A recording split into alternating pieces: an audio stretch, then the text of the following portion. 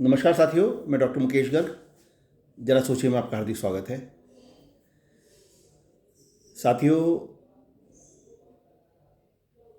America द्वारा और Israel द्वारा संयुक्त रूप से ईरान पर हमला किए जाने के बाद ईरान ने रिटेलिएट करते हुए gulf countries Bahrain, Kuwait, UAE, Saudi Arab पे अटैक्स करने शुरू कर दिए हैं और वो अटैक्स बड़े भीषण रूप से किए हैं।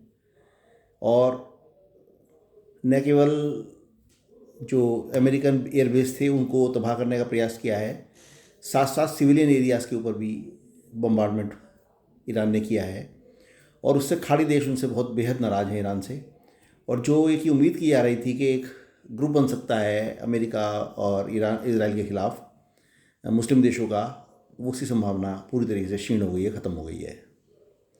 लेकिन अमेरिका और इजराइल को ईरान कोई वॉक ओवर देने के मूड में नहीं लग रहा है और हमें लग रहा है कि ये युद्ध जो है प्रेसिपिटेट करेगा और ये युद्ध जो है मतलब बढ़ेगा, आगे आगे बढ़ेगा, एलिवेट होगा। और ऐसा होगा कि आने वाले कुछ समय यानी महीने 2 महीने में भी शायद ये युद्ध ख़त्म ना हो पाए और साउथ जो अपना वेस्ट एशिया है पूरा, यानी जिसके मिडिल ईस्ट में हम लोग बैठे हुए हैं, ये पूरा एरिया जो है डिस्टर्ब हो चुका है और होता भी रहेगा। और भारत को, जिसके पास सिर्फ 45 दिन का क्रूड ऑयल का स्टॉक है, उसको आने वाले समय में दिक्कत आनी दिखाई दे रही है। क्रूड जहां 60-62 रुपये के रेट पर था, बढ़कर 78 रुपये पहले ही हो गया है और आगे भी इसके रेट बढ़ने की संभावना है, क्योंकि जो ईरान के पास जलडमरू है उससे रास्ता बंद कर दिया गया है, होमर्ज, वो पूरा बंद कर दिया गया रास्ता। और वो रास्ता बंद होने से तेल की आवाजाही पूरी तरीके से बंद हो गई है। ये केवल भारत को इफेक्ट नहीं कर रहा है, इससे चाइना भी इफेक्ट हो रहा है, क्योंकि ईरान का सारा तेल जो चाइना जाता था वो इसी रास्ते से जाता था। अमेरिका किसी तरीके से भी रिजिम चेंज करने के बिना तैयार नहीं है ईरान को माफ़ करने में। और खामनेई के बाद खामनेई का बेटे को जो वहाँ डिक्लेयर किया जा रहा है उसको भी शायद बख्शने के मूड में अमेरिका नहीं लगता है। इसलिए युद्ध तो आगे आगे बढ़ता नज़र आ रहा है।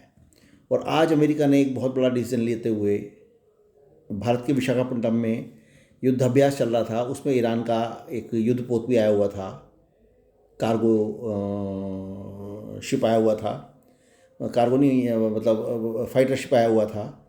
उसको जैसे ही वो वापसी जाते हुए विशाखापट्टनम से निकल के वो श्रीलंका की सीमा में पहुंचा, इसमें अपने हिंद महासागर के अंदर ही, वहाँ पे अमेरिकन मिसाइल ने उसको मार गिराया, उसको डुबो दिया है।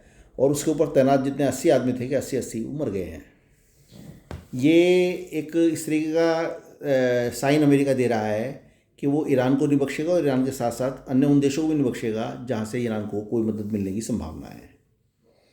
अभी अमेरिका ने हाल फिलहाल में एकदम से ग्रेविटी बम डालने की भी प्लानिंग बनाई है वहाँ। ग्रेविटी बम जो है न्यूक्लियर जैसा ही बम होता है और वो किस तरीके से कितना नुकसान पहुँचाता है उसकी तो कल्पना भी नहीं की जा सकती, लेकिन बड़ा ख़तरनाक बम है वो। उसको डालने का अमेरिका ने प्लान ईरान के ऊपर बनाया है।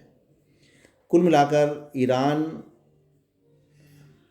अमेरिका और इजराइल के अटैक्स को रिटेलिएट करने के नाम पर उसने अपना गड्ढा खोद के तैयार कर लिया है, अपने मुस्लिम देशों को अपने अगेंस्ट कर लिया है। और इजराइल और अमेरिका उसको किसी तरीके से भी माफ़ करने के मूड में नहीं नज़र आ रहे हैं।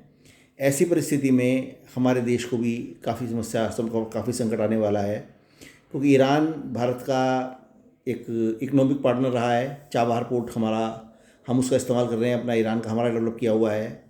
और इजराइल हमारा जो है टेक्नोलॉजिकल पार्टनर है। इतना सब कुछ होने के बाद किस तरीके से भारत दोनों कंट्रीज़ को मैनेज करेगा, किस तरीके से भारत के हित पूरे होंगे, ये अभी समझ से पार है। लेकिन ये तय है कि युद्ध यदि लंबा खिंचता है तो इससे वर्ल्ड वार तक बदलने की संभावना है। ज़रा सोचिए साथियों, यदि मेरे विचार आपको उचित लगे तो कृपया मेरे चैनल को लाइक कीजिए, शेयर कीजिए और सब्सक्राइब कीजिए। धन्यवाद।